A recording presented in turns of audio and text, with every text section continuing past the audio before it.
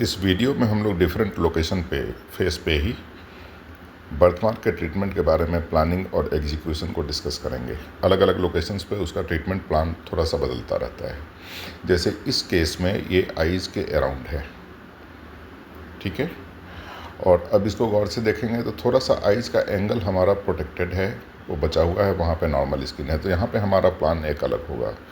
अगर angle involve होता तो प्लान अलग होता। ये सीरियल रिडक्शन है, मतलब धीरे धीरे बाजू के नॉर्मल स्किन को एडवांस करते जाते हैं और बर्थमार्क या स्कार किसी को भी धीरे धीरे कम करते जाते हैं, उसको एक्सरसाइज करके आउट करते जाते हैं। तो वन स्टेज के बाद, फिर सेकंड स्टेज के बाद, और जब हीलिंग हो जाती है शुरुआती दौर में थोड़ा सा, जैसे मान लिया कि आई के कॉर्नर के पास है तो आई पे थोड़ा सा स्ट्रेचिंग होता है। फिर जब धीरे धीरे हीलिंग हो जाती है, स्किन सॉफ्ट हो जाता है, तो आई पे स्ट्रेच खत्म हो जाता है। अब ये नोज़ पे है। नोज़ पे स्किन की स्ट्रेचेबिलिटी बहुत कम होती है, वो बहुत ज़्यादा टाइट होता है। यही कारण है कि ये छोटा सा है, ये निवस थोड़ा छोटा है।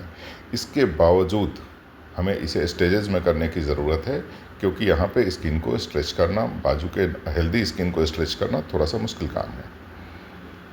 ये आफ्टर फर्स्ट स्टेज है ऑन रिमूवल, ये हीलिंग के बाद का है। उसके बाद हम लोग वेट करते हैं ताकि स्किन दोबारा से सॉफ्ट हो जाए, और सॉफ्ट हो जाने के बाद सेकंड स्टेज करते हैं और धीरे धीरे करके इसे रिमूव कर लेते हैं। बर्थमार्क रिमूवल के समय ये इम्पॉर्टेंट होता है कि बर्थमार्क का लोकेशन क्या है और वो कौन कौन से लैंडमार्क्स को इन्वॉल्व कर रहा है। इस केस में ये लिप को इन्वॉल्व कर रहा है, लिप के कॉर्नर एंड लोअर बॉर्डर।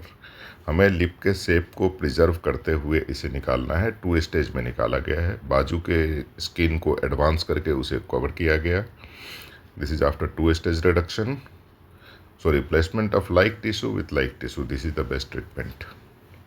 अब आप इस केस में देखेंगे, ये मोर और लेस हाफ फेस, अपर फेस को ये इन्वॉल्व कर रहा है। वेल ग्रोन हेयर है इसमें, लेकिन बाजू में चूंकि हमारे चिक का स्किन थोड़ा सॉफ्ट और प्लायबल होता है, उसे पुल करना आसान है, इलास्टिक होता है। तो this is how we plan कि हमें कितना निकालना है, कितना हम निकाल सकते हैं एक बार में। This is after 1 stage removal. Size आप देख सकते हैं, इसकी चौड़ाई कितनी कम हो गई। अब हम लोग वेट करेंगे जब ये स्कार पूरी तरह से हील कर जाएगा और स्किन आसपास का पूरी तरह से सॉफ्ट हो जाएगा, तब सेकंड स्टेज करेंगे।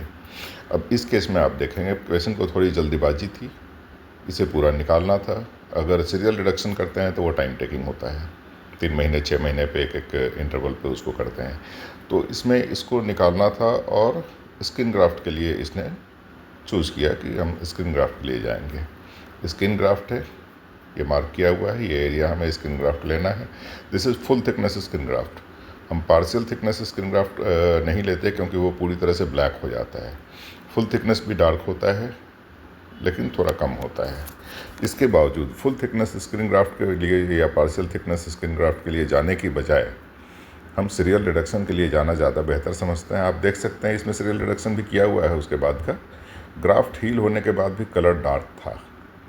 फाइनली हमें सीरियल रिडक्शन करना ही पड़ा। एक स्टेज और होगा तो ये फाइनली पूरी तरह से खत्म हो जाएगा। यही कारण है कि स्किन ग्राफ्ट प्रेफर्ड नहीं